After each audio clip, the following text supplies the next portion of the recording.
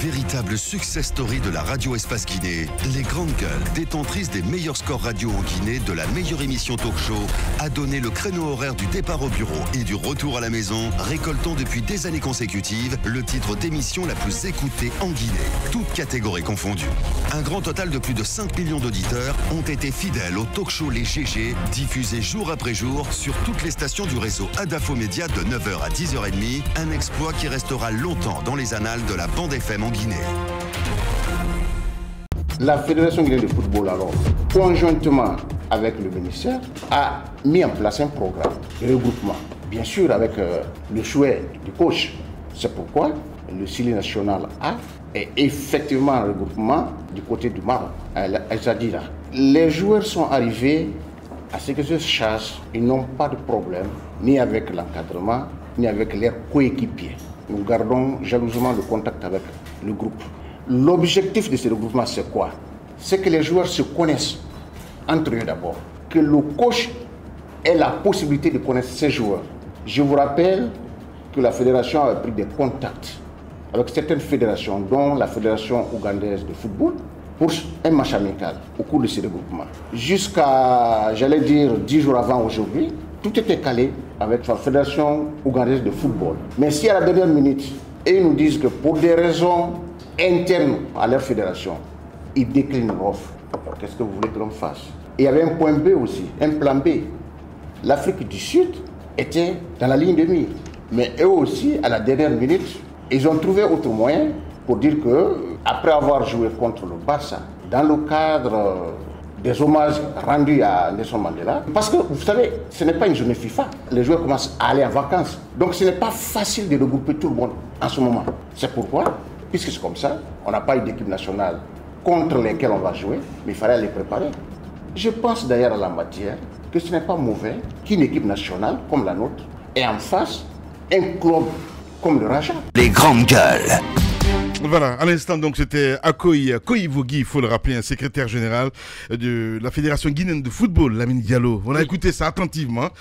C'est important de passer le son. Alors, qu'est-ce qui se passe exactement? C'est très important. Vous avez parlé du regroupement du Sili national du côté du Maroc. C'était jeudi dans les Grandes Gueules. Donc, ils ont tenu à apporter leur part de vérité pour essayer d'éclaircir la lanterne, mais seulement que moi, je n'ai pas du tout été convaincu.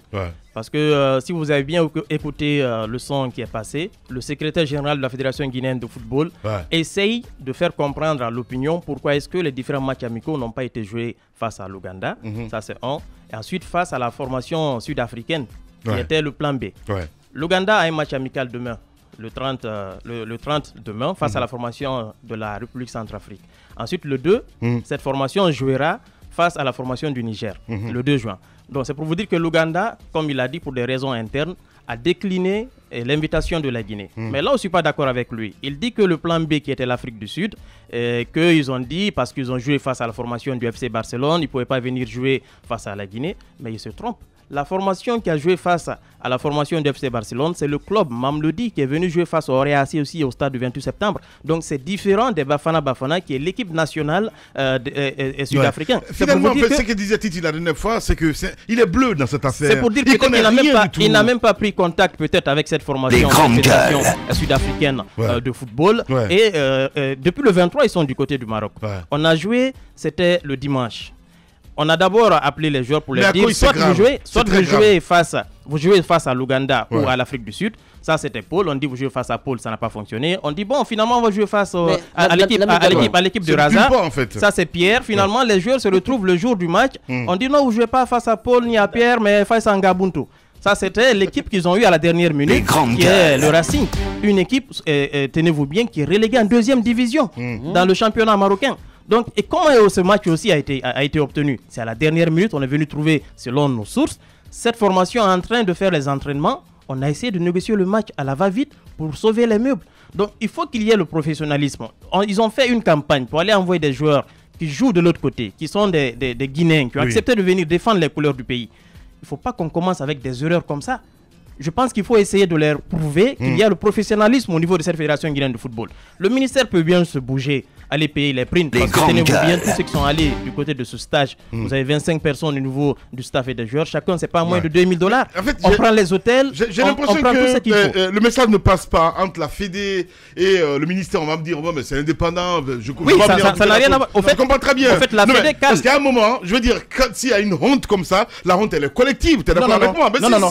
Le ministère joue la partition. Je vois Istokura à chaque fois se décarcasser dans tous les sens. Il manière de faire quelque chose. Et ce décarcasse, c'est pour payer les primes. Le ministère, son rôle est d'aller payer tout ce qui est hôtel, payer tout ce qui est nourriture, transport local, payer les primes des joueurs. Ça, c'est le rôle du ministère des Sports. La Fédération guinéenne du football, il revient à cette fédération de caler les différents matchs amicaux. Et ce qui me fait mal dans son intervention, vous l'avez écouté, il dit qu'il n'y a pas de mal à ce qu'une équipe nationale comme la nôtre joue face à des clubs comme le Raza. C'est quand même un club, c'est pas une équipe nationale.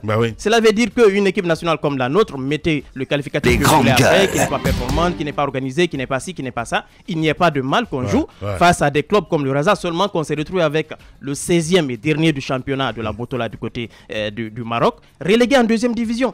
Donc c'est pour vous dire qu'il n'y a pas du tout le professionnalisme. Et c'est pas une première erreur que Akoy a eu à commettre.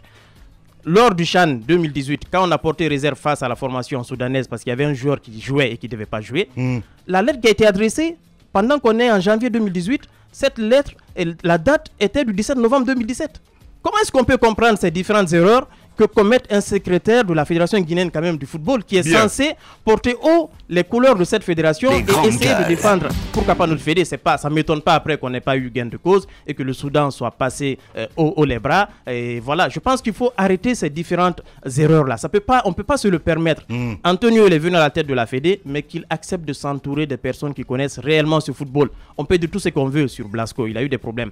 Mais je le dis, je le répète, il ne faut pas qu'on ait honte de le faire revenir. C'est monsieur quand même, malgré tout ce qu'on dit sur lui, qui a la maîtrise de ce football-là, qui connaissait réellement c'est quoi un vrai secrétaire général. Je ne suis pas à l'idée à chaque fois de faire revenir un petit peu, voilà quoi, ceux qui ont déjà servi. Voyez-vous ce qui se passe aujourd'hui politiquement, si on peut se me dire ainsi. Mais il y a Kéra de retour, ça ne vous dit rien du tout. Les grandes gueules. Non, écoutez, moi je pense à des malversations financières. Quel que soit son talent professionnel, d'accord, mais en même temps, il met en doute sa capacité de résister à l'argent, vous comprenez? Et donc, pour moi, la cupidité disqualifie complètement le talentueux. Donc, aujourd'hui, je pense qu'il est important de dire, il y a plusieurs autres Guinéens qui connaissent bien le domaine du football. On a beaucoup de professionnels. On a beaucoup regardé. On peut débaucher le jeune consultant de Canal+, l'ancien footballeur Kaba Diawara, c'est quelqu'un qui connaît bien le football.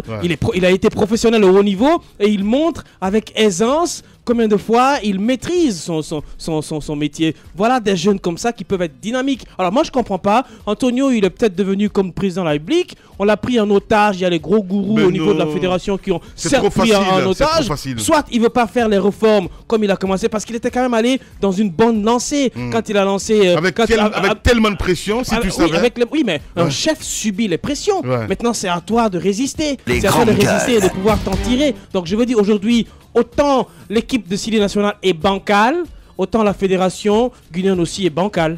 Écoutez, moi je peux pas comprendre ce qui est en train de se passer. C'est vrai qu'on peut accuser le secrétaire général, mais moi je pars au-delà tout en accusant le président de la fédération guinéenne de football. Aujourd'hui, je ne pense pas s'il y a un Guinéen qui a introduit dans le domaine du football à l'international que M. Antonio Souaré. Ça, pour l'instant, je ne sais pas. Mais ce que je sais, c'est lui. C'est le Guinéen, à mon avis, le plus introduit. Mais il ne peut pas jouer son rôle, le rôle du secrétaire quand même. Non, il ne peut pas jouer, mais à un certain moment... Je suis d'accord avec lui parce que c'est lui qui l'a mis là. Oui, effectivement. Voilà, c'est pas une élection. Il faut soit on le sauve, il devait le sauver pour son image, ou tout simplement, s'il n'est pas capable, qu'on le remercie. Je pense que ça ne peut pas marcher comme ça. C'est de l'argent du contribuable guinéen qui a été utilisé. C'est vrai qu'on a tendance toujours à tirer sur l'État, mais à ce niveau, l'État joue son rôle depuis un certain temps. À Pierre ou à César, ce qui appartient à César. C'est le lieu de remercier. Oui, c'est vrai. Ceux qui ont contribué à cela. Si vous avez remarqué, depuis quand cette dame était venue au niveau du ministère des Sports, Domani Doré, on a constaté ce changement, notamment dans le paiement des primes et dans l'encadrement des joueurs. Et c'est qui a continué jusqu'à aujourd'hui. Je me félicite aussi quand Siaka Barry est venu, parce qu'il a su quand même conserver cela. Et aujourd'hui, vous avez un Bantama qui est là, qui a réussi aussi à conserver cela. C'est ça qu'on appelle la continuité de l'administration. Aujourd'hui, à ce niveau, je pense que l'État joue pleinement son rôle. alors à la fédération de jouer son rôle aussi, parce qu'on ne peut pas continuer à jeter l'argent du contribuable guinéen. On a faim. On parle football là, Moussa, et non des dossiers d'enquête. Hein? Allez-y, mon cher Moussa. Je ne sais pas, mais la balle au pied, je pense que j'ai la maîtrise par rapport à vous. Voilà, oui. Tu verras. Il y aura une rencontre bientôt là, avec Petit Camara et tout ça. Tu vas voir. Sur le numéro 10. Hein? Ce que je souhaite, c'est que le jeune Daf, la fois dernière, que l'État jouait sa partition complètement dans le rôle qu'il est dévolu face à la Fédération guinéenne de football, face aux équipes nationales. Mais il se trouve qu'au niveau de la gestion principale, il y a des problèmes. Je pense que M. Antonio Soiré, là où il a commencé, je pense qu'il a complètement dévié. Il y a autour de lui, toutes les personnes qui sont autour de lui, la majorité en tout cas, ne disent que ce qu'il veut entendre. Et du coup, lorsque vous n'entendez que ce qui vous plaît, vous ne faites pas ce que vous devez faire. Je suis parfaitement d'accord avec toi. De ce point de vue, c'est une prise d'otage. Moi, à mon avis, si ça ne marche pas, il faut mettre en congé cette équipe nationale. Ça nous coûte de l'argent. Ça coûte de l'argent aux contribuables guinéens parce que c'est quand même l'État qui met la main à la poche. Ensuite, ça coûte de l'argent aux mécènes, Antonio Soiré et autres, mais ça ne produit aucun résultat. Donc, mettez-les en veilleuse. Le temps pour vous de faire des réformes profondes pour permettre d'avoir non seulement de bons gestionnaires au niveau de la Fédération guinéenne de football, mais aussi pour avoir des joueurs compétents qui peuvent au moins envoyer des trophées dans le pays. Voilà, allez-y Lamine pour clore. Oui, en attendant, voilà, on doit jouer demain face à la formation de Wydad de Casablanca. Si jamais on ne présente pas une autre équipe, peut-être de 3e division, parce que le regroupement quand même, l'idée elle était bonne. C'était essayer de mettre ces différents joueurs-là qui ont été convaincus pour qu'ils viennent ensemble, pour qu'ils se connaissent, pour qu'ils découvrent le staff technique. L'idée, elle était bonne, mais seulement que la fédération n'a pas joué complètement son rôle. Il fallait trouver des bons matchs amicaux pour essayer de jauger le niveau de cette formation. Et quand même, c'est ce qui m'a fait mal, Roby, dans tout ça. Quand même, le Sili encaisse un but d'une équipe qui est allée en 2e division. Le score final, c'était 4-1. On ne devait même pas encaisser un seul but. On devait faire pleuvoir des buts sur cette formation de Racing, tout simplement. Mais on a gagné, mais le niveau du Sili, c'est une équipe nationale. L'autre, c'est un club relégué en 2e division. Donc, on aurait pu le frapper, même si c'était de 5e division. L'adversaire ne sera pas changé à la dernière minute. On aurait pu nous frapper. Moussa, je pense qu'il est important de dire que le nom de l'équipe, c'est l'équipe nationale, mais son niveau, franchement, c'est pas un niveau d'équipe nationale. Oui, mais c'est non mais c'est pas un niveau d'équipe. Non mais vous prenez 4-1. Pardon, vous marquez 4-1 contre une équipe de 2e division, etc. Et vous négociez des matchs amicaux avec des équipes qui vont en 3e division dans des championnats inférieurs. Non mais vous voyez jusqu'où on... J'aurais préféré qu'on vienne jouer face au Real ici. Exactement. Au moins le Real joue la Ligue des Champions africaine. Exactement. On aurait économisé l'argent du contribuable. Alors dites-moi... Ça aurait fait une belle opposition. Les joueurs qui sont venus auraient l'opportunité de connaître le public. Alors dites-moi, au-delà de tout ça, même si Akoy n'a pas de talent, mais comment ce bonhomme-là, par quelle magie il va négocier un match amical avec une grande équipe qui va accepter de jouer avec des canards boiteux? Roby, on parle football là, mais pas de Skrillex. Mais si, j'ai raison ou pas? Alors pas du tout, avec tes jambes.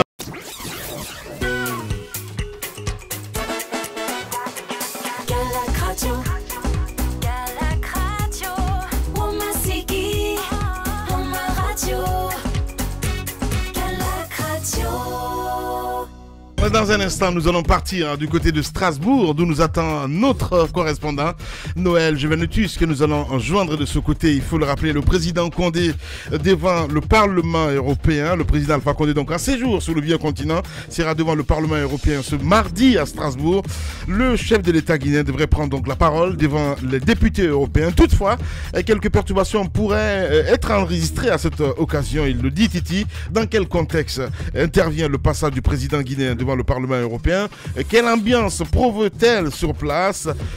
Juvenal Noël, notre correspondant du côté de Strasbourg, nous allons l'appeler dans un instant. On parlera football, non plutôt sport. On va s'intéresser évidemment à cette élection, les élections au comité olympique et sportif guinéen. Donc c'est dans une semaine. C'est dans cette perspective, les candidats déclarés aux différents postes en jeu fourbissent leurs armes et affichent leur ambition. Et qu'est-ce qui motive ces candidatures? sûr, et quel est le bilan du bureau sortant, M. Mamadou Paye Camara, il faut le rappeler, président de la Fédération guinéenne de handball, M. Sakoba Keïta, lui il est basket, voilà, il est du basketball, Ben Daouda, que nous allons avoir évidemment tous donc candidats aux différents postes, nous allons les avoir ce matin dans notre studio, mesdames et messieurs. Et puis on va essayer de faire lecture de quelques messages avant de partir du côté de Strasbourg. On a cet auditeur qui nous envoie ce message. Bonjour Lamine, c'est Paul Moussa Diawara, directeur général donc de l'OGP. Cette dame n'a aucun respect pour la Guinée et les Guinéens. Elle a été chassée donc du Mali voisin pour les mêmes raisons. Le principe des réciprocités a été un fondement essentiel de la diplomatie et une obligation dans les élections entre les nations, dans la relation entre les nations. La Guinée n'est pas une sous-préfecture de la France. On reste toujours avec ces auditeurs sur le 657 39 13 13. Le vieux Duba qui nous écrit ce matin. Oui, la politique étrangère d'un pays est tributaire de sa capacité économique, politique et culturelle. C'est à l'État guinéen de se faire respecter en allant nous renforçons leur économie. On reste toujours avec ces auditeurs sur le 657 39 13 13. Sankoumba Diaby, tiens, qui écrit Guinée, consulat de France depuis plus de 2 mois. Le service de visa du consulat de France en Guinée est fermé. Madame Corinne Nimbert, consul adjointe, chef de chancellerie, en a décidé ainsi afin de mettre de nouvelles dispositions en place selon des sources. Quelles dispositions? Comme si celle existence était du pain béni, et pour combien de temps? Il pose la question. Pendant ce temps, de nombreux demandeurs en souffrent. Exemple, des chanteurs, musiciens doivent aller en tournée et sont bloqués pour faute de rendez-vous, alors que des contrats sont déjà signés. Donc, Madame la consul Corinne Imbert, quelle est votre véritable mission en Guinée? Il pose cette question. Voilà, c'est très long le message. Merci beaucoup à Sankoumba Diaby qui nous écrit évidemment sur WhatsApp. J'ai aussi Lamine Nyombuno qui nous écrit Bonjour Homo, dit à Roby que le Quai d'Orsay est le siège du ministère des Affaires étrangères de la France. Donc Élysée égale présidence, pour parler français facile. Matignon égale primature en Guinée. Quai d'Orsay égale Affaires étrangères. Place Beauvau égale ministère de l'Intérieur. Voilà Roby. Allez, on reste toujours dans le siège avec tous ces auditeurs très nombreux à réagir évidemment. Calme-toi Roby s'il te plaît, on n'est pas à Zérécoré là mon petit. Bien, on reste dans le sillage. Mamoudou Condé, c'est quand vous voulez. Nous partons du côté de Strasbourg évidemment avec notre correspondant ce côté pointé là. Juvenel Noël, bonjour. Oui, bonjour. Bienvenue sur Radio Espace et dans les grandes gueules. Le président de la République de Guinée donc est attendu devant le Parlement européen. Est-ce qu'on peut savoir quels sont véritablement les grands axes sur lesquels le chef de l'État va se prononcer? Dans les grandes lignes, en fait, le chef de l'État guinéen, son Excellence Alpha Condé, va s'exprimer principalement sur le plan politique, social et économique, en fait, et aussi sur la politique internationale des Guinée-Conakry.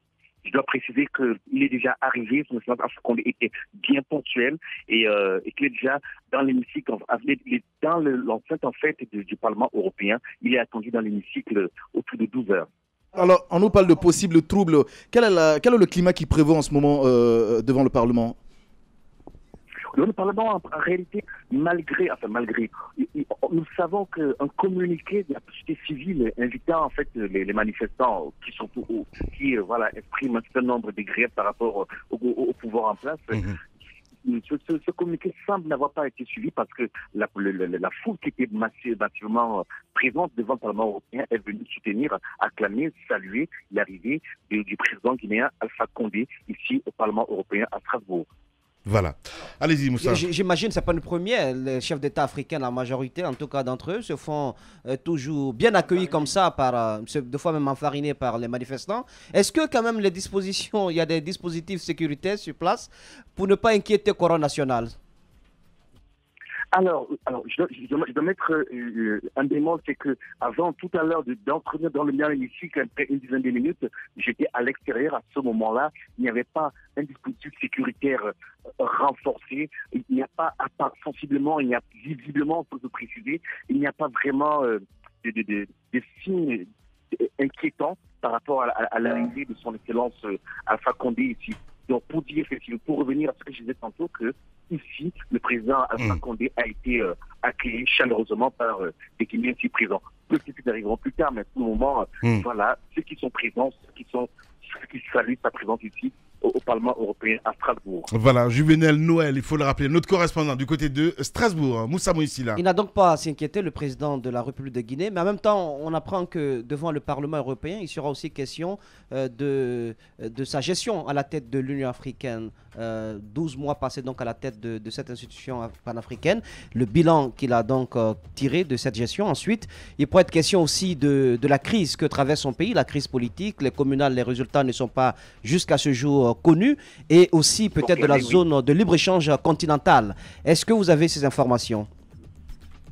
Il est clair que tout à l'heure, autour de 13h15, il y aura un point de presse. Il y aura un point de presse que donnera M. Alpha Condé. Et donc, ces points, naturellement, je pense qu'ils seront abordés par la presse ici présente. Et autour de 16h également, il y a une conférence de presse qui est prévue. On pense qu'à ce moment-là, effectivement, les questions seront posées au président guinéen, son excellence Alpha Condé. Bien. Juvenel Noël, merci beaucoup. Évidemment, les moments forts sur Espace TV dans le 22h ce soir, mais aussi dans le grand direct de l'actualité, évidemment, à suivre sur notre antenne sur Radio Espace. À suivre, mesdames et messieurs, on parlera dans la deuxième partie de cette actualité. Cela devrait marquer donc une rupture non des moindres dans le cadre donc du respect de la Constitution. En effet, attendu donc ce mardi, la déclaration de biens des membres du nouveau gouvernement guinéen dirigé par Dr Kassori Fofana.